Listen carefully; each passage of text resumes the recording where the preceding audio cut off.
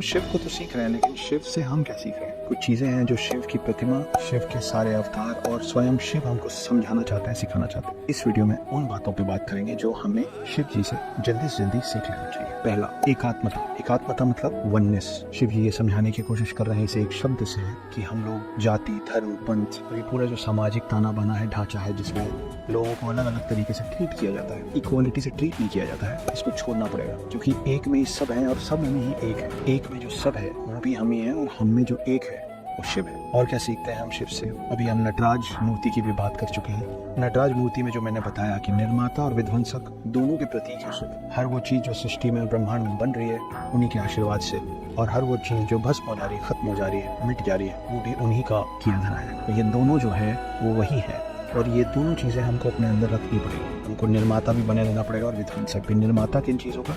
अच्छी आदतों का, अच्छे लोगों का, अच्छे संस्कारों का। और विध्वंसक बनना पड़ेगा अपनी ही बुरी आदतों का, अपने ही अंदर छिपे लालच, हर तरीके की और बुराई, द्वेष, क्रोध, इन सब का विध्वंस करना हमारा काम है। अच्छी आदतें और अच्छे समाज का निर्माण करना भी हमारा ही काम है। शिव जी का तांडव रूप जो है, उस तांडव रूप से भी हम बहुत कुछ सीखते हैं। हम सीखते हैं कि अज्ञानता का विनाश और नव निर्माण दोनों हमारी ही जिम्मेदारी है अगर हम शिव को मानते हैं। हम सीखते हैं कि ये दर्शाता है कि विनाश हमेशा नकारात्मक नहीं होता है। कई बार विनाश जरूरी होता है नई चीजों की शुरुआत के लिए। जब चीजों का विनाश होता है तभी नई चीजों का सृजन होता है। तो विनाश शब्द जो है वो हमेशा नकारात्मक नहीं हो सकता। बहुत सारी ऐसी चीजें हैं हमारे समाज में, हमारे आसपास के लोगों में, हम में खुद में, इसका विनाश करने की जरूरत है ताकि हम और बेहतर बन सकें। त्याग सिखाते हैं शिव, अंग्रेजी में कहते हैं सैक्रिफाइस। कैसे सिखाते हैं? देखिए, आप मोक्ष की प्राप्ति करना चाहते हैं। मोक्ष मतलब सैल्वेशन। सैल्वेशन, मोक्ष अगर आपको चाहिए तो आपको मुंह से अपने धागे काटने पड़ेंगे। मोह और मोक्ष विरोधाभासी है, they are contradicting to each other. अगर आपको मोक्ष की प्राप्ति करनी है तो आपको सांसारिक मोह माया से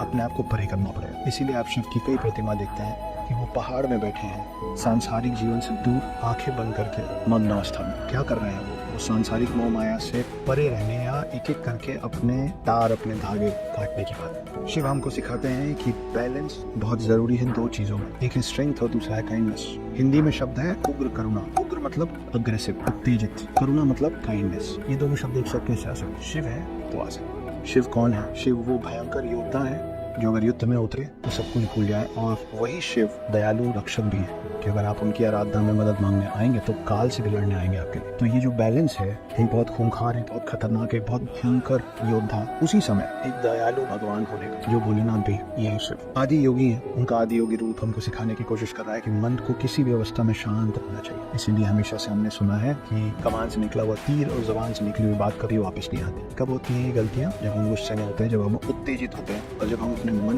पे काबू रखना भूल जाते, हमारा काबू छूट जाता। तो शिव बताते हैं कि आदि योगी का जो रूप है वो हर परिस्थिति में एक समान रह सकता है, मन की शांति रख सकता है। और क्या सिखाते हैं शिव? शिव सिखाते हैं समता, अंग्रेजी में कहते हैं इक्वालिटी। क्यों? बड़ी रोचक कहानी हो सकती है इसके आसपास। आपने कभी गाय और सांप को एक साथ देखा है? बैल और अजगर को एक साथ देखा है? शिव जी से मिलिए। शिव जी के पास वासुकी और नंदी दोनों एक साथ होते हैं और दोनों एक दूसरे को नुकसान नहीं पहुंचाते। शिव जी की फैमिली से मिलने चलिए, बैठिए उस डाइनिंग टेबल में जहाँ ये सब बैठते होंगे। नीचे उनके सबके वाहन है, पार्किंग एरिया में कौन कौन है? गणेश जी का चूहा है जिसको वासुकी सांप आराम से निकल सकता है मगर नहीं निकल रहा। कार्तिक का मोर है जो वासुकी सर्प को आराम से निकल सकता है, नहीं निकल रहा। दुर्गा पार्वती का शेर है जो इन सबको खत्म कर सकता है, नहीं कर रहा है। पार्किंग स्पेस में कितनी वैरायटी उनके पास, देख रहे हैं? That is the balance, that is equality, कि सब लोगों के साथ सौहार्द बना के, ना ही सिर्फ इंसानों के साथ बल्कि अपने आसपास के जानवर, पशु पक्षी, पेड़ पौधे, वो सब भी इस सृष्टि को चलाने में उतना ही उनका योगदान है जितना आपका और मेरा। समता, इक्वालिटी सिखा रहे हैं शिव जी, इन सबको एक साथ एक जगह पे लाके। आत्मनियंत्रण, सेल्फ कंट्रोल। आप सोचिए कि आप कोई भी ऐसी गर्म चीज